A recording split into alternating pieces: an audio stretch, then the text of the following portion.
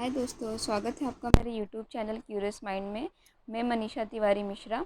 आज हम देखेंगे इफ़ेक्टिव लेसन प्लान और कुछ उसके स्टेप्स को हम यहाँ पे एक्सप्लेन करेंगे। तो चलिए देखते हैं। The most effective lesson plans have 6 की पार्ट्स। तो ये इंपॉर्टेंट पार्ट्स हैं: lesson objectives, related requirement, lesson materials, lesson lesson procedure, then assessment method, lesson reflection. तो हम यहाँ देखेंगे लेसन ऑब्जेक्टिव्स। लेसन ऑब्जेक्टिव्स क्या होते हैं? Lesson objectives list what students will be able to do after completing the lesson. तो आपके lesson के बाद बच्चे किस क्षमता की योग्यता धारण करते हैं आपके लेसन प्लान के बाद, यानी किस स्किल को आपने लेसन प्लान में जो भी आप डिसाइड किए थे वो चीज़ आप कंप्लीट कर पाए हैं कि नहीं। This objectives let you easily tell if your lesson has effectively taught your students new concept and skills। तो ये लेसन प्लान आपकी मदद करेगा ये जानने में कि स्टूडेंट ने सही तरीके से आपके कॉन्सेप्ट और स्किल उन्होंने अचीव किया है या नहीं किया है, यानी आपका लेसन प्लान इफेक्टिव रहा या नहीं उनके लिए। उसके बाद आप देखिए, one of the most popular goal setting strategies is the SMART criteria which insures goals are focused. तो स्मार्ट क्राइटेरिया जो कि गोल्स के ऊपर ही फोकस करते हैं। You can use the smart criteria to determine your lesson objectives. तो हमारे ऑब्जेक्टिव्स को हम डिसाइड करने के लिए स्मार्ट क्राइटेरिया हम यूज़ कर सकते हैं। इस स्मार्ट क्राइटेरिया का फुल फॉर्म भी ऐसे ही है: specific, measurable, attainable, then relevant and time based. तो ये देखिए, इज़ अ ऑब्जेक्टिव स्पेसिफिक, यानी आपके जो ऑब्जेक्टिव्स हैं आपकी जो टीचिंग एम है वो खास है या नहीं है। Then is the objective measurable, आपका जो भी एम है उसे आप अवलोकन कर सकते हैं या नहीं कर सकते हैं। Is the objective attainable by all student, सारे स्टूडेंट्स आपके एम को अटेन कर सकते हैं या उसमें सहभागी हो सकते हैं या नहीं हो सकते। Is the objective relevant to your class and students, तो आपके क्लास और आपके स्टूडेंट्स से रिलेटेड है या नहीं उस ऑब्जेक्टिव्स का, उसका क्या उपयोग होगा उनके रियल लाइफ का, ये इम्पॉर्टेंट है। Then is the objective time based to align with your syllabus. तो आपके सिलेबस के साथ आपका जो ऑब्जेक्टिव्स है वो टाइम बेस्ड है या नहीं, मतलब आप पढ़ाई जा रहे हो 2 से 3 पीरियड एक लेसन, ऐसा तो नहीं है। आपका टाइम बेस्ड होना चाहिए आपका ऑब्जेक्टिव्स, ठीक है। यानी जो आप लेसन प्लान कर रहे हो वो प्रॉपर पीरियड प्रॉपर टाइम में एक कंज्यूम हो सके, उस चीज़ में वो डिसाइड हो सके। जैसे कि आप देखेंगे लेसन ऑब्जेक्टिव्स में सबसे महत्वपूर्ण है स्मार्ट क्राइटेरिया। स्मार्ट क्राइटेरिया की फुल फॉर्म देखिए, ऐसे स्पेसिफिक होगा, कोई खास ऑब्जेक्टिव्स हो। देन मेजरेबल, आप उसे अवलोकन कर सकें। अटेनेबल, सारे बच्चे उसे अटेंड कर सकें। देन रिलेवेंट, बच्चों के रियल लाइफ से रिलेटेड हो। और टाइम बाउंड, आपका जो टाइम लिमिटेशन है उस टाइम में आपको वो लेसन आपको कंप्लीट करने में मदद करें। उसके बाद हम देखेंगे दूसरा की point, related requirement. Related requirement यानी आप बच्चों को जो चीज़ पढ़ा रहे हैं उससे आप बच्चों के अंदर किस चीज़ की रिक्वायरमेंट की होप रख रहे हैं कि बच्चों के अंदर ये डेवलपमेंट हो। जैसे कि क्रिटिकल थिंकिंग है, इमेजिनेशन है, या स्टोरी टेलिंग है, कोई भी आपकी रिक्वायरमेंट है टॉपिक से रिलेटेड, तो इसे ही रिलेटेड रिक्वायरमेंट कहा गया है। जैसे कि related requirements are national, state और स्कूल स्टैंडर्ड्स। तो ये हमारे रिक्वायरमेंट नेशनल, स्टेट और स्कूल स्टैंडर्ड के हिसाब से होते हैं। दैट डिक्टेट व्हाट यू, वो दिखाते हैं कि क्या आप पढ़ाने वाले हैं। To teach in a class, क्या आप स्कूल में पढ़ाएंगे। Every lesson you teach should help you hit those requirement. तो जो भी आप पढ़ाने वाले हैं उससे आपकी जो रिक्वायरमेंट है वो पूरी हो और आपको इनकरेज मिले आपके लेसन प्लान से कि आप उसे किस तरह से अपनी रिक्वायरमेंट को पूरी कर सकते हैं। Listing them in your lesson plans help you satisfy those requirements while focusing on the end goal of your class. तो जब आप सारा लेसन पढ़ा चुके हैं तो आपके दिमाग में बस ये चलना चाहिए कि जो भी आपकी रिक्वायरमेंट थी बच्चों के अंदर डेवलप करने के लिए, क्या वो उस चीज़ पे आप फोकस कर पाएँ, क्या वो चीज़ बच्चों ने डेवलप की या नहीं। तो जैसे कि आप यहाँ देख सकते हैं रिलेटेड रिक्वायरमेंट है, जैसे कि आप effective oral and written communication, ये आपका एक एम है, ये रिक्वायरमेंट है आपके बच्चों के अंदर, इफ़ेक्टिव ओरल कम्युनिकेशन हो और रिटर्न भी कम्युनिकेशन बच्चों का अच्छा हो। तो आप अपने लेसन में focus on this and your class, तो क्लास के स्टार्टिंग से लेके अंतिम तक इसी रिक्वायरमेंट में आप फोकस करेंगे कि बच्चे ओरल और रिटन दोनों कम्युनिकेशन में बेहतर हों। उसके बाद देखिए lesson materials that you need to teach the lesson, यानी जो भी मटेरियल आप अपने क्लास में यूज़ करने वाले हैं, यानी आपके टॉपिक से के हिसाब से जो भी मटेरियल आपको ज़रूरी लगते हैं, एंड मेजर स्टूडेंट आउटकम्स, जो कि बच्चों के अवलोकन को मेज़र कर सके। Common types of lesson materials include, तो कुछ मटेरियल्स इंक्लूड किए गए हैं, जैसे कि स्टूडेंट हैंडआउट्स, बच्चों के हाथ से बनाई गई कुछ चीज़ें, then text books, visual aids, grading rubrics में मार्क्स डिवाइड किए जाते हैं, activity packets and computer and tablet.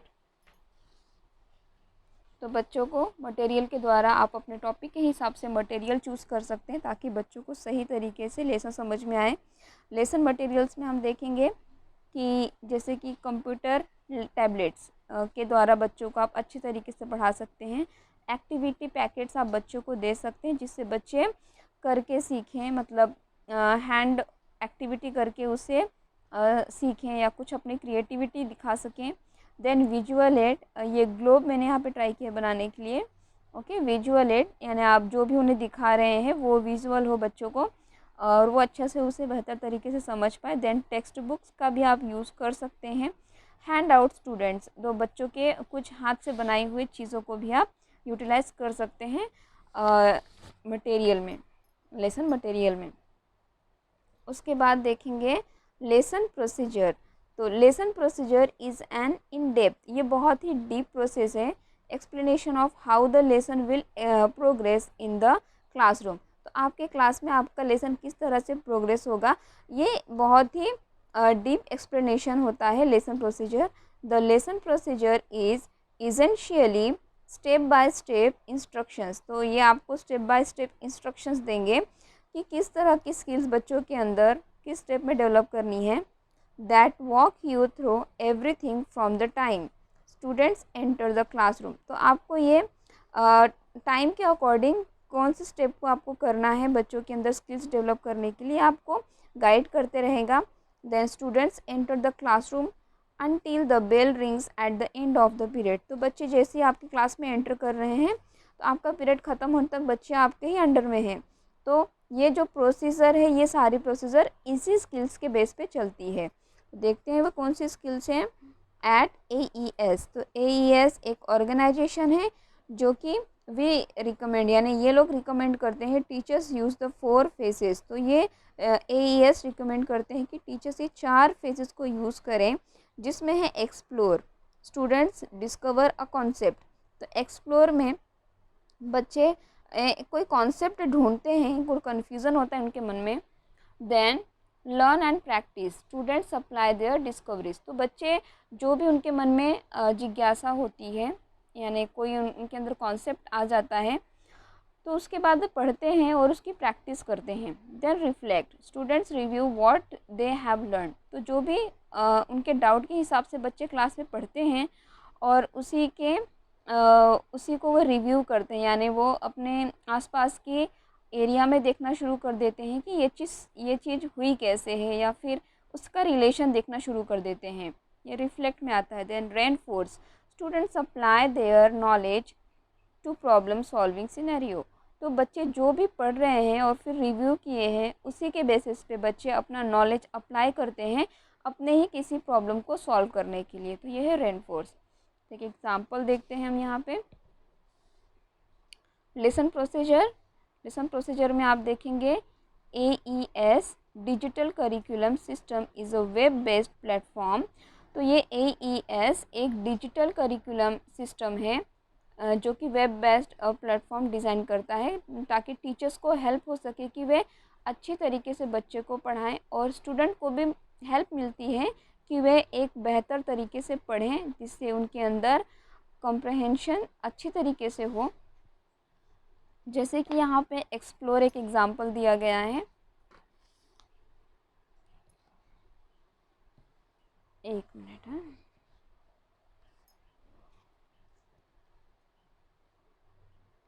यहाँ देखेंगे एक्सप्लोर है।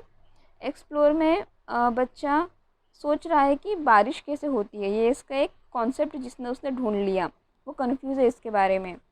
उसके बाद लर्न एंड प्रैक्टिस, तो साइंस की क्लास में टीचर्स उसे इवेपोरेशन के बारे में पढ़ा रहे हैं, जिसमें बच्चे ने खुद से देख लिया कि पानी जब गर्म होता है तो वो एयर के द्वारा ऊपर चले जाते हैं, वो स्टीम के फेसेस पे वो ऊपर चले जाते हैं।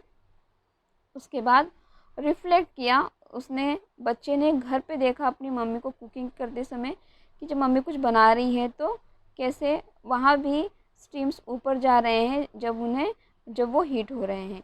तो ये बच्चे देखा और कंफ्यूज हो गया, वो समझ में उसे वो चीज़ आ गई इवेपोरेशन वाली। अब रेनफोर्स, अब बच्चे को ये चीज़ समझ में आ गई है अब बारिश कैसे होती है, इससे उसे कोई कन्फ्यूज़न नहीं है, क्योंकि वो समझ गया है कि जो सूरज की हीट होती है उससे वाटर स्टीम के द्वारा ऊपर फेस में जाते हैं और उसके क्लाउड बन के उसमें बारिश होती है। तो अब बच्चा ये चीज़ समझ में आ गई है। तो explore, learn and practice, reflect and reinforce, तो ये 4 बेसिस पे बच्चों को हम एक अच्छा कॉम्प्रहेंशन या एक अच्छा टॉपिक पढ़ा सकते हैं, जिससे कि बच्चों के नॉलेज बढ़ने में मदद हो। उसके बाद हम देखेंगे 5th point, assessment method. The assessment method measures whether your students learn a lessons information and meet your lesson objectives। Assessment में हम ये देखते हैं कि बच्चे ने जो भी पढ़ा है उसे हम मेज़र कर सकें, उसे हम अवलोकित कर सकें। To start there are dozens of ways to measure student learning through formative assessment. Formative assessment के द्वारा हम ये जान सकते हैं कि बच्चे ने जो भी पढ़ा है उसे वो चीज़ कितनी समझ में आई है। Some of the most common assessment options include quizzes, जैसे कि क्विजेस हम दे दिए, जैसे कि हमने एक टॉपिक पढ़ाया है तो बच्चों को उसी टॉपिक के कुछ क्विजेस दे दिए, पर्सन्स दे दिए, उसका रिलेशन दे दिए, तो बच्चे उसे उस क्विजेस के द्वारा उसे ठीक करेंगे। देन हैंड्स ऑन एक्टिविटी, तो बच्चों को हम कुछ करने के लिए कहेंगे एक्टिविटीज़, जैसे कि हम बच्चों को लाइब्रेरी में ले जाएंगे साइंस के सब्जेक्ट में, तो बच्चे करके सीखेंगे वहाँ। राइटिंग असेसमेंट, बच्चों को एक छोटा सा क्लास टेस्ट देके 5 और 10 मार्क्स का हम क्लास में ही देख सकते हैं कि बच्चे को टॉपिक कितना समझ में आया है।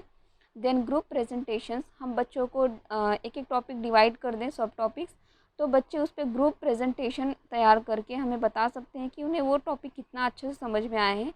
Then exit slips, exit slips होता है जो कि बच्चों को एक पेपर दे दिया जाता है और उन्हें कहा जाता है कि वे जो भी टॉपिक आज हुआ है उसका वो कंक्लूज़न लिखें। जब बच्चे कंक्लूज़न लिख लेते हैं, चाहे वो हाफ हो या फुल हो, अपने मन से जो भी लिखते हैं उससे टीचर को समझ में आ जाता है कि बच्चे को ये टॉपिक कितना समझ में आया है और कितना नहीं, और उस हिसाब से आगे की प्रोसेस होती है। तो आप यहाँ पे भी देखेंगे quizzes, assessment method, quizzes, hands on activities, writing assessment, group presentation, exit slips. Okay, उसके बाद देखेंगे लेसन रिफ्लेक्शन। लेसन रिफ्लेक्शन में आप देखेंगे how to improve after completed the lesson, यानी टीचर्स को एक फीडबैक लेना होता है कि उनका जो टॉपिक हुआ है आज कितना बेहतर हुआ है और आगे चल के वे कौन सी और टेक्निक्स यूज़ करके उसे बेहतर बना सकते हैं, उनके अंदर कौन सी कमी रह गई थी आज जो वो कल उसे इम्प्रूव कर सकते हैं और बेहतर लेसन बच्चों को पढ़ा सकते हैं। तो ये हो गया लेसन रिफ्लेक्शन में। आई होप कि आपको लेसन प्लान के ये स्टेप्स समझ में आ गए होंगे और आपको समझ गया होगा कि lesson objectives, related requirement, lesson materials, lesson procedure and lesson assessment method, lesson reflection. तो इसे हमने यहाँ पे अच्छी तरीके से एक्सप्लेन करके देखा है कि ये होता क्या है। सो आई होप कि आपको ये समझ में आ गया होगा। आगे हम देखेंगे आगे हम steps before class steps for preparing a lesson plan, इसके बारे में हम देखेंगे। अगर आपको ये वीडियो अच्छा लगे तो लाइक करें और अपने दोस्तों से शेयर करें और मेरे चैनल को सब्सक्राइब करें ताकि आपको और अच्छी अच्छी वीडियोस मिलती रहें। और आपको कोई भी डाउट हो आप कमेंट बॉक्स में लिखें। आपको ये वीडियो कैसा लगा इसके बारे में आप ज़रूर कमेंट बॉक्स में लिखें। Thank you for watching this video.